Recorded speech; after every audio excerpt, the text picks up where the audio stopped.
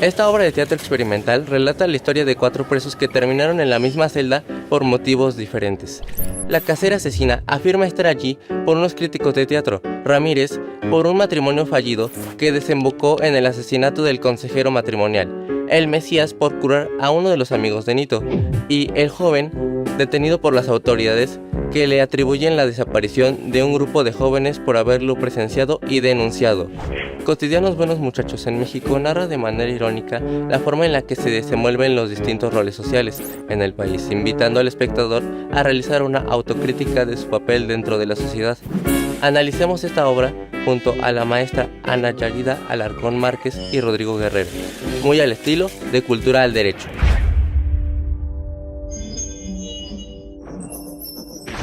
Cotidianos Buenos Muchachos. ¿Se imaginan una conversación de 4 personas que se encuentran en prisión y narran precisamente cuáles fueron los hechos delictivos que cometieron?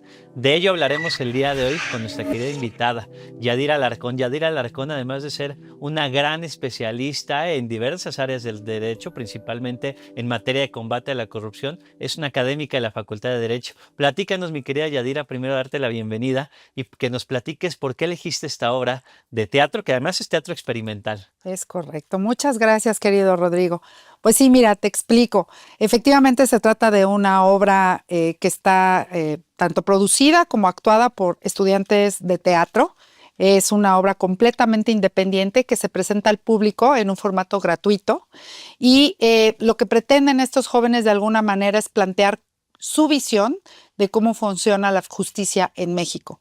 Para mí me resulta interesante recomendarla al público porque en este momento en el que nos encontramos, cuando en el debate social está el que las personas desean participar en elegir a los jueces porque consideran que el sistema de justicia no funciona, creo que vale la pena que veamos esta obra, primero para entender cómo es que la sociedad tiene una visión de cómo se imparte justicia, cómo nos ven, digamos, los que no son abogados, y para que los que sí lo somos y tenemos esta noble función, pues encontremos una mejor forma de comunicarnos, tanto con la sociedad como con el sistema de justicia, y que esto funcione mejor para toda la sociedad mexicana. Hacer justicia de primera mano es lo que nos narra la primera de estos fragmentos, bueno, sin spoilear mucho, pero de los primeros fragmentos de esta obra, y hacer justicia de propia mano porque no te pagan la renta. Cuéntanos un poquito de esto y cómo lo vinculamos con el derecho penal mexicano. Sí, claro. Mira, digamos que esta obra se divide en 4 historias. 4 personas que se encuentran dentro de una prisión y empiezan a contar por qué están ahí.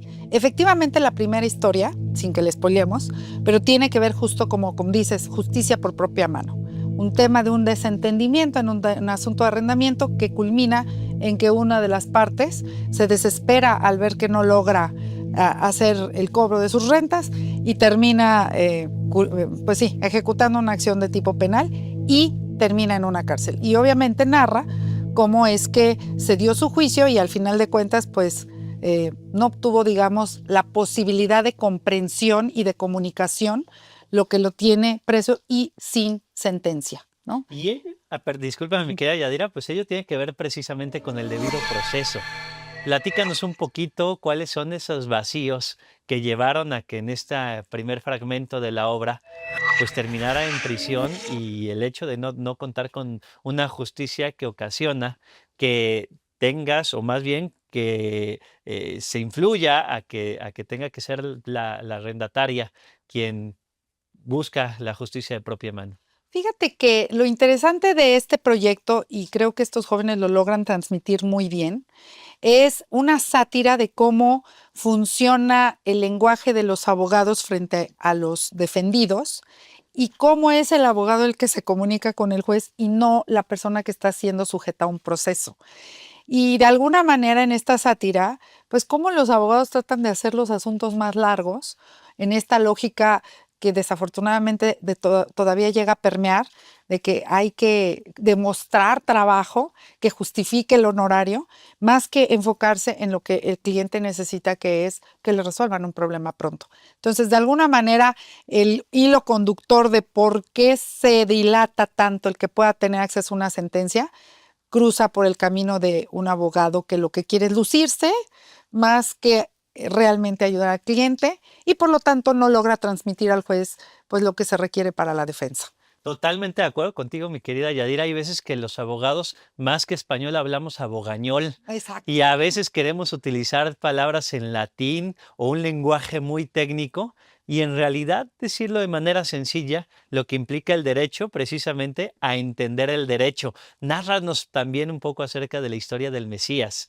Sí, mira, te cuento, porque en la segunda y tercera parte de la historia, eh, tiene que ver con la intervención de la iglesia.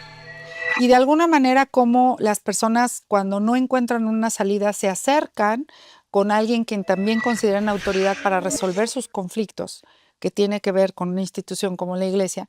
Y al final de cuentas resulta que en la iglesia tampoco encuentran la comprensión, sino incluso pues algún tipo como hasta de traición a sus verdaderas intenciones y que finalmente también los conduce a llegar a una cárcel.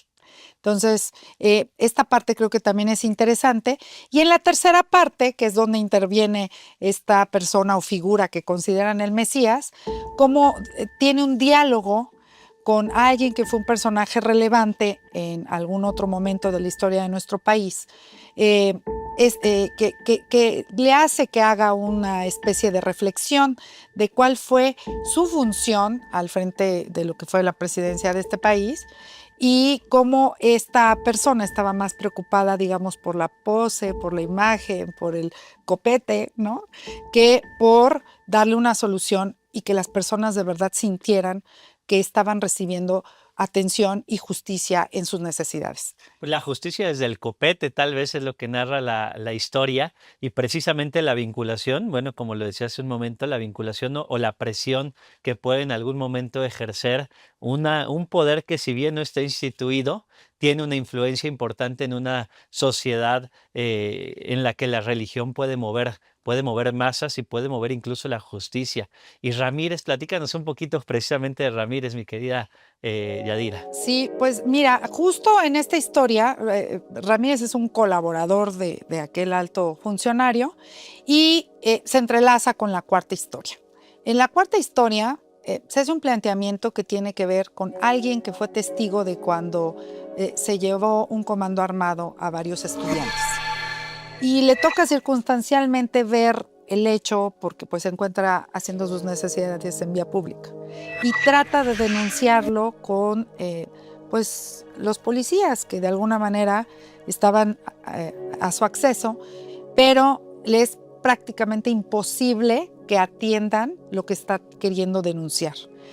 Hace nuevamente una sátira en cómo pues casi cada policía pide que se le comunique de diferente manera el mensaje y si no es o con ópera o con reggaetón, entonces no entiende lo que está queriendo comunicar el ciudadano y al final pues no hace nada por evitar lo que tiene que ver con el hecho denunciado, sino se enfocan en el momento en el que el denunciante tomó una falta administrativa y entonces al que se llevan detenido y pues al final la sensación de frustración y lo que yo quería que hicieran para evitar una tragedia, no lo hicieron, no me escucharon. Es un poco el contexto de toda esta obra. Precisamente el no ser escuchado muchas veces es lo que te lleva a actuar y actuar de propia mano. La política y el teatro sin duda se vinculan de manera histórica. Históricamente es a través del teatro, a través del arte, que se puede expresar una inconformidad política y de ello precisamente, o ello trata de abordar esta obra denominada Buenos Muchachos y en la que precisamente como lo platicabas hace un momento, al momento de querer denunciar todas las trabas que te puede empezar a poner todo el sistema. Y a manera de sátira decir, bueno, no te entendí ahora, cántamelo en reggaetón, no te entendí, ahora dímelo con ópera, no te entendí, ahora dímelo de esta manera, pero el sentir esa necesidad de poderlo expresar con unas palabras sencillas, lo que decíamos hace un momento, el no llevarlo a un lenguaje extremadamente técnico. ¿Cuáles serían los grandes retos que tiene hoy en día la justicia en México? Como lo decías al inicio del programa, en un contexto en el que pareciera un divorcio entre la justicia y la sociedad. Yo creo que el más importante es el poder transmitir a la sociedad qué hace cada instancia de gobierno, para poder entender qué es lo que le corresponde hacer a los policías y que los policías no necesariamente pertenecen al Poder Judicial, qué es lo que le toca hacer a la instancia investigadora y persecutora de delitos que tampoco pertenece al Poder Judicial. Hoy en México tenemos fiscalías autónomas que son las responsables de perseguir los delitos y no tienen nada que ver con los jueces, es una instancia intermedia, porque en México así se diseñó. Cuando en el siglo pasado, en el siglo XX, en el siglo XX, en los años 20, 1920, el sistema era distinto, no existía la instancia de fiscalía, los ciudadanos acudían efectivamente ante un juez, el juez efectivamente tenía una policía que por eso se llamó policía judicial y eran los que hacían la investigación, después eran los que procesaban y sentenciaban.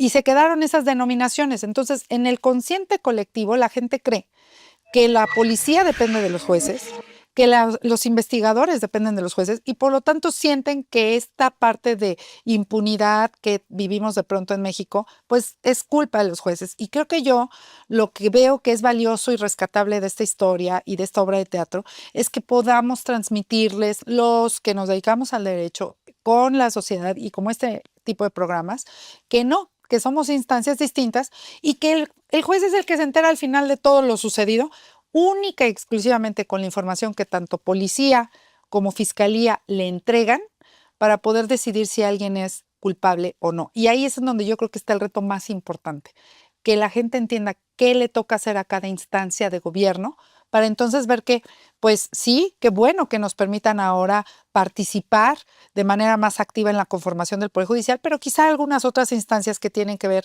con esta parte de procuración de justicia, valdría la pena que se ciudadanicen. Estamos hablando de Buenos Muchachos, una obra de teatro. Vamos a un pequeño corte y seguiremos con Yadira Alarcón, hablando del sistema de justicia penal.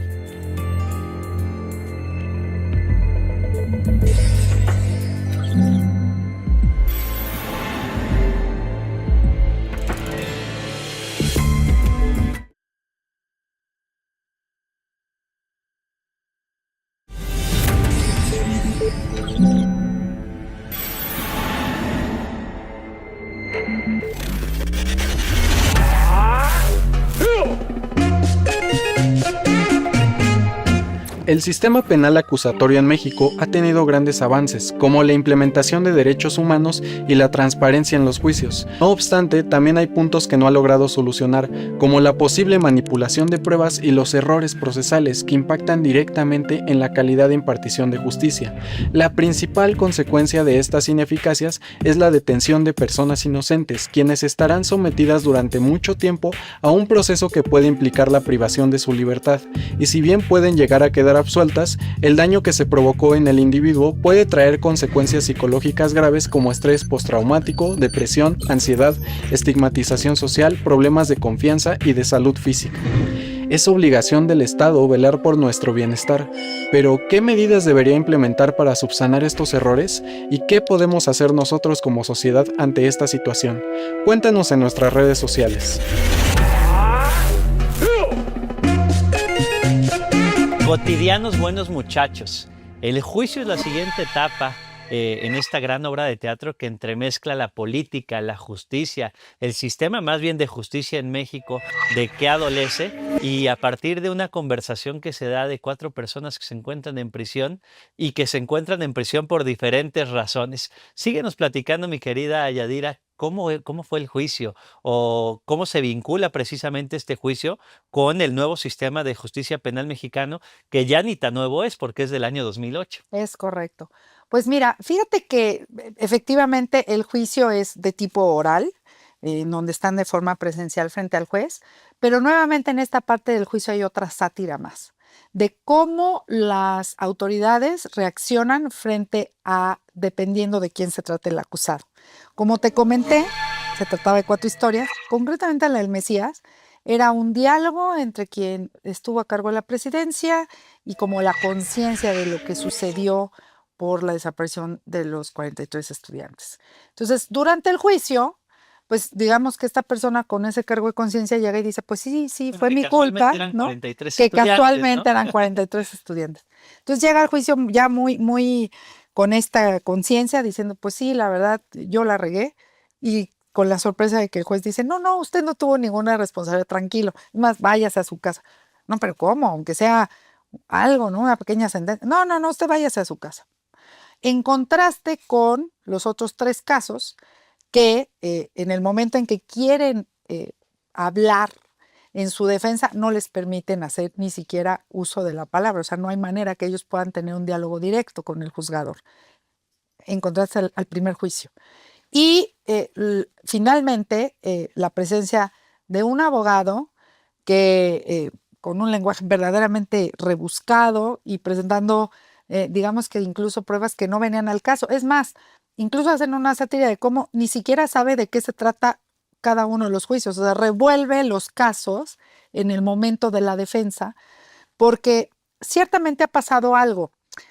Como las audiencias se llevan a cabo de manera sucesiva, hay muchas ocasiones, y esto lo he platicado yo con algunos juzgadores que así me han confiado, digamos, qué les llega a pasar, que como a veces llegan a atender los que están ya en proceso oral hasta 6 u 8 audiencias al día y luego son muy prolongadas, pues entran frescos y muy claros en la primera, segunda, hasta la tercera audiencia. Dice, pero ya para la sexta, la octava, ya te hiciste bolas. Sí, usted me dijo. No, yo no le dije eso, señor juez. Sí, usted me ofreció esta prueba. No, oiga. Dice, entonces ahí necesitan al apuntador que les esté diciendo, no, esto era de la audiencia pasada, ¿no? Entonces, creo que en esta obra reflejan algo que a lo mejor nosotros como pues los que nos dedicamos al derecho no lo vemos o nos parece algo que no es tan grave, pero que frente a los ojos de las personas es algo gravísimo y tienen razón. O sea, que el abogado ni siquiera sepa exactamente cuál de los casos es el que está defendiendo, revuelva los hechos y luego entonces revuelva las pruebas, ¿no? Y que eso puede tener un efecto muy negativo pues en el justiciable. No, y que dependa de si se tomó una taza de café o no se tomó una taza de café para estar suficientemente fresco el propio operador jurídico, el propio juzgador, y no revuelva los casos, ¿no? Ello, pues, es uno de los grandes temas que se tienen hoy en día en materia de justicia. La transición que se llevó a cabo a raíz de la reforma del año 2008, cómo ha ido evolucionando y cuál sería el resultado de esta gran reforma. ¿Necesitamos una nueva reforma en materia de justicia penal, mi querida Yadira? ¿O más bien resulta necesario que se asiente esta reforma que ya se está implementando y una vez que se asiente esta reforma ya poder llevar a cabo un examen completo? Yo creo que se requiere que se asiente esta reforma para poder hacer un examen completo, pero va muy de la mano con tener suficientes jueces que lleven a cabo la función y atiendan a la ciudadanía. Porque, bueno, puedo compartirte que cuando me tocó estar a cargo del Consejo de la Judicatura, si algo pudimos detectar es que un juez de proceso escrito, con eso de que se auxiliaba de sus 2 secretarios, podía llevar 3 audiencias en un mismo momento, que no debería, porque él debe estar presente en cada audiencia, pero le daba el tiempo de con sus 2 auxiliares poder atender hasta 3 audiencias en un solo momento.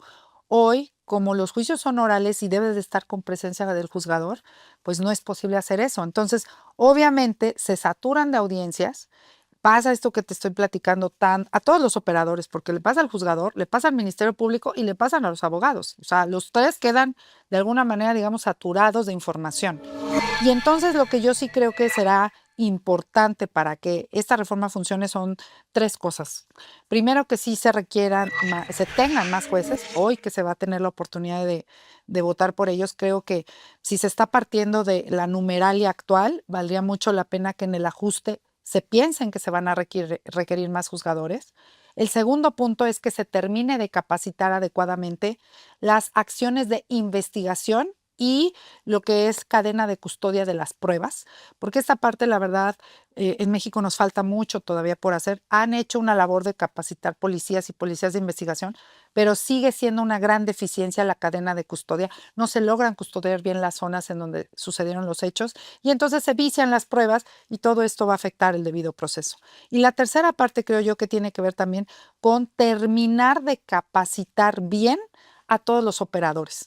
Porque hubo un momento en donde los jueces ya muy bien, muy instalados, bien capacitados, algunos ministerios públicos que se pusieron más hábiles lo lograron y los abogados no estaban a la altura de las circunstancias.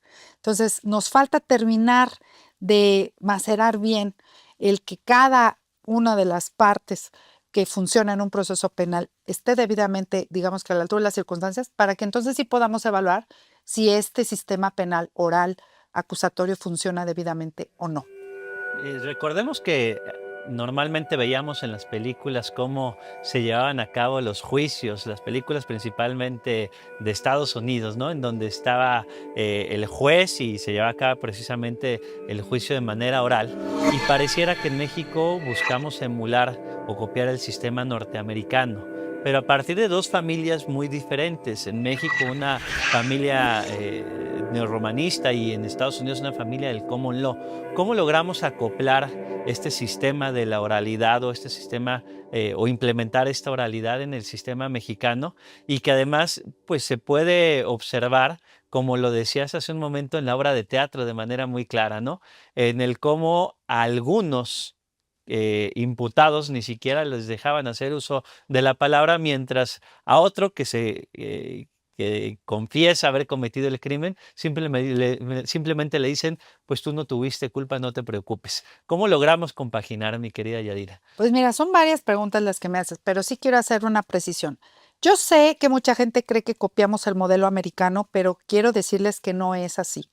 Nuevamente retomo la historia. En el siglo XX, en los años 20 en México, y esto es algo que está documentado en el Archivo Histórico del Tribunal Superior de Justicia de la Ciudad de México, incluso me tocó en algún momento hacer una exhibición de expedientes que resguardan esto que te voy a comentar. La justicia era oral. El ciudadano acudía directamente con el juez y en un momento, sin mayores formalidades, se arreglaban los asuntos. Ajá. Recuerdo muy bien un caso de un robo de caballos en donde llega un señor, le dice al juez, oiga, pues ese caballo es mío porque trae la marca de mi rancho. Y el otro alega, no, pues yo me lo encontré en el monte y pues como estaba libre y dice la ley que los que estén libres, pues si tú tomas un bien monstrenco, como podría ser un caballo, entonces es mío, ¿no? Y al final de cuentas el juez, en ese momento sin mayor pericial, resuelve, a ver señor, usted tiene como demostrar que esta es la huella de su rancho, sí, mire, aquí están mis papeles, a ver que traigan al caballo. Ah, pues sí, pues mire señor, sí, efectivamente, aunque se lo encontró en el monte, el caballo tiene dueño. Y en ese momento resolvía, ¿sale? Bueno, así funcionaba la justicia en 1920 en México. Después, más bien, copiamos los modos europeos y fue como nos trajimos la tradición escrita y esto se complicó. Y entonces, en este siglo, dijimos, hay que regresar al modelo sencillo, simplista, y todo el mundo cree que copiamos el americano por las películas, cómo se llevan los juicios. Ciertamente el diseño de las salas de juicios orales pues se parecen a las americanas y ciertamente a los jueces, a gran parte de ellos los mandamos a capacitar, pues por ejemplo a Puerto Rico, que tiene el mismo sistema que los Estados Unidos porque es una colonia, pero lo cierto es que México tenía ya ese sistema de justicia más accesible para la gente. Muchas gracias, mi querida Yadira, muchas gracias por seguir este programa de Cultura al Derecho, en donde en este programa precisamente hablamos el día de hoy de cómo se vincula el teatro con la política, con la justicia y cómo a veces los abogados nos excedemos y terminamos avalando a Bogañol. El derecho a entender el derecho resulta fundamental. Muchas gracias por seguirnos.